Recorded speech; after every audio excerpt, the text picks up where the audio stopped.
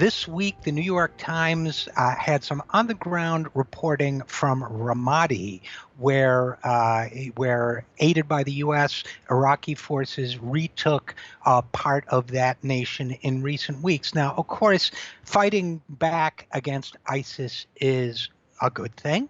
We are all horrified by the brutality and insanity that is ISIS. And Ramadi is one of the towns that has been retaken recently. But let's reflect a little bit on what the New York Times reported this week. They said, and they wrote, the scars of war in Ramadi were visible just about everywhere. Many streets had been erased or remained covered in rubble or blocked by trenches used in the fighting. To reach their command center, Iraqi forces took a meandering, bumpy dirt track through neighborhoods full of collapsed homes, shrapnel-ridden shop fronts, and swimming pool-sized craters left by airstrikes. That would be our airstrikes. One was full of green water, apparently from a damaged sewage line. It goes on and on. Entire areas are considered no-go zones because they have yet to be searched for booby traps left by the jihadists. Few civilians remain, they point out, of a population that once numbered around 400,000, and the city lacks electricity and running water, meaning that supplies must be trucked in.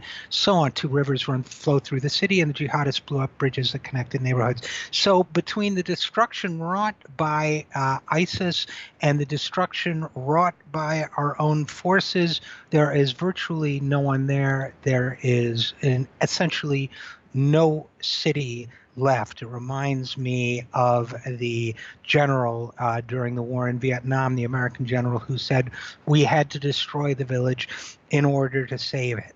What does this mean for the future? Well, I think one of the things it means is that we must never forget that ISIS was, as a college student pointed out to Jeb Bush, in many ways the creation of the George W. Bush administration. Had we not gone to war in Iraq on a lie, then we would not have seen the rise of ISIS today. People like to say that the Sunnis and Shiites have been fighting for many centuries, but in fact, they weren't even fighting in the 20th century. That had died down. We destabilized the area. We created the preconditions for that to happen. Is that meaning that we are to blame ourselves for everything? No. But it means that the trappings of a military empire will not keep us safe from threats like ISIS.